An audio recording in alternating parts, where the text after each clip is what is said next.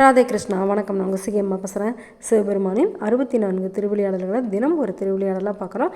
அந்த வரிசையில் இன்றைக்கி 48வது திருவிளையாடல் நாரைக்கு முக்தி கொடுத்த படலத்தை பற்றி பார்க்க போகிறோம். நேற்று கரிக்குருவிக்கு எப்படி முக்தி கொடுத்தாரு அப்படின்னு சொல்லி தெரிஞ்சுக்கிட்டோம். சரி, இன்றைக்கி நாரை கதை என்ன அப்படின்னு சொல்லி பார்க்கலாமா?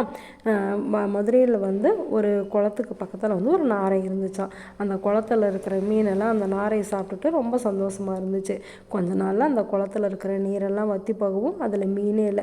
உடனே இந்த நாரைக்கு ரொம்ப பசி தாகமாக இருந்ததுனால அது என்ன பண்ணிடுச்சு, காட்டுக்குள்ளார போணுச்சு. அப்படி காட்டுக்குள்ளார போகும்போது அங்கே அச்சோ தீர்த்தம் அப்படின்னு சொல்லி ஒரு தீர்த்தம் இருக்குது.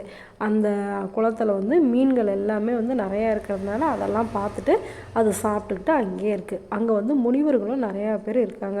அப்போ சத்தியவதன் அப்படின்னு சொல்லி ஒரு முனிவர் வராரு.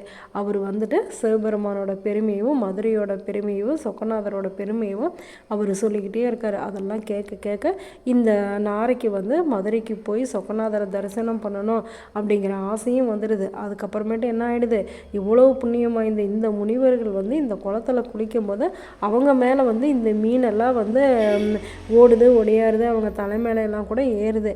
அப்படி புண்ணியம் நிறைந்த இந்த மீனையும் நாம் சாப்பிடக்கூடாது அப்படின்னு சொல்லிட்டு அப்புறம் தான் அந்த நாரை என்ன பண்ணுது, சைவமாக மாறிடுது. அப்புறம் மெதுவாக பறக்கவே முடியாமல் மதுரையில் இருக்கிற நம்மளுடைய சொக்கநாத பெருமானோட ஆலயத்துக்கு வந்துட்டு அங்கே இருக்கிற அந்த பொற்றாமரை குளத்தில் குளிச்சுட்டு அதுக்கப்புறமேட்டு இது சிவபெருமானை வணங்குது. இப்படியே ஒரு 15 நாள் வணங்கிடுது. வணங்கினதுமே இதுதான் சைவமாக மாறிடுச்சுல, எதுவும் சாப்பிடல. அதனால் இதுக்கு ரொம்ப பசியாக இருக்குது. உடனே சிவபெருமான் இதை சோதிக்கிறதுக்காக என்ன பண்ணுறாரு, பொற்றாமரை குளத்தில் மீன்கள்லாம் துள்ளி குதிக்கிற மாதிரி பண்ணுறாரு. அதை பார்த்ததுமே நாரைக்கு பசி எடுக்க ஆரம்பிச்சிருச்சு. உடனே அதோட ஆசையோட மிகுதியில் என்ன பண்ணுது, அந்த பொற்றாமரை குளத்தில் காலை வச்சதுமே சிவபெருமானோட நினப்பு வந்துடுது. நம்ம இப்படியே பசியில் இருந்தாலும் பரவாயில்ல, இந்த பாவத்தை மட்டும் நம்ம செய்யக்கூடாது அப்படின்னு சொல்லிட்டு உடனே அது வெளியில் வந்துடுது. இது பார்த்ததுமே சிவபெருமான் அதுக்கு காட்சி கொடுத்து உனக்கு என்ன வேணும் கேளு அப்படின்னு சொல்லி கேட்குறாங்க.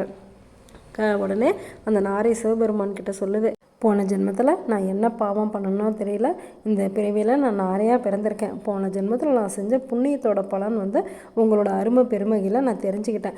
அப்படி இருந்துமே நான் இந்த மதுரைக்கு வந்ததுமே இந்த பொற்றாமரை குளத்தில் இருக்கிற மீனை பார்த்து நான் ஆசைப்பட்ட மாதிரி என்ன மாதிரி இருக்கிற பறவைகளும் இந்த பொற்றாமரை குளத்தில் இருக்கிற மீனை பார்த்து ஆசைப்பட்டு சாப்பிட்டுச்சு அப்படின்னாக்கா அவங்களுக்கும் பாவம் வந்துடும். அதனால் இந்த பொற்றாமரை குளத்தில் மீன்கள் இல்லாத மாதிரி பண்ணிவிடுங்க அப்படின்னு சொல்லி அந்த நாரை கேட்குது. தனக்கு மட்டும் இல்லாத தன்னுடைய இனத்துக்கே அது பாவம் வரக்கூடாதுன்னு நினைக்கிறதுனால சிவபெருமான் உடனே அதுக்கு முக்தி கொடுத்து சிவகணங்களில் ஒன்றா மாற்றிட்டாரு.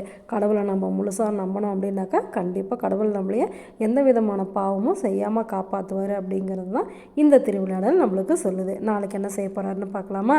நல்லது நினைப்போம், நல்லதே நடக்கும், ஆனந்தமாக இருப்போம். Okay, bye. ராதே கிருஷ்ணா.